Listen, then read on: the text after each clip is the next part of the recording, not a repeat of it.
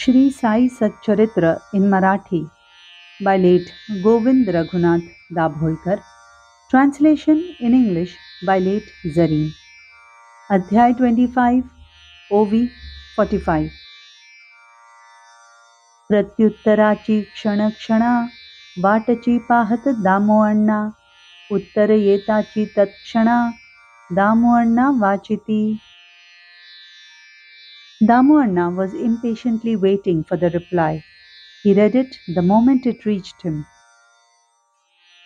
ऐकुनी त्या प्रत्युत्तराला दामुशेटीचा विरस झाला. मनोरथाचा दुर्गची ढासळला. वृक्ष उन्मळला आशेचा. Damushet was disappointed on reading that reply. The fortress of his hopes was dashed to the ground. The tree of his expectations was uprooted. आता 1,00,000 कमावू, अर्धा लाख व्याजी लावू, तात्काळ लाखे सावकार होऊ, आनंदे राहू नगरात. Now, if I earn 1,00,000, I will lend half of it on interest and immediately become a millionaire and live happily in Nagar. मनोराज्य होते जे केले, जागचे जागीच ते विरघळले. दामुअण्णा अत्यंत हिरमुसले, हे काय केले बाबांनी. The castles that he had built in the air collapsed on the spot. Damuanna was greatly disheartened. What has Baba done? पत्र लिहिले येथेच फसले, आपुले आपण अनहित केले. देखत देखत वाढिलेले, ताट लाथाडिले आपणची. I made a mistake in writing that letter itself. I have caused my own ruin. I have myself kicked the platter of served food no sooner than it had come. असो त्या पत्रात दामुअण्णा ते ऐसेही ध्वनित केले होते. काना डोळ्याचे अंतरस ते यावे की येथे समक्ष. Be it so.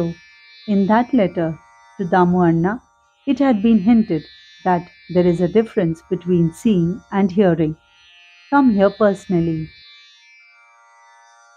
ऐसे माधवरावाचे सूचित, समक्ष जावे वाटले उचित, न जाणो असेल त्यातही हित, कदाचित अनुमत देतील.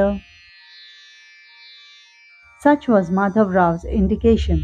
I too feel that I should go personally. Maybe that would be beneficial.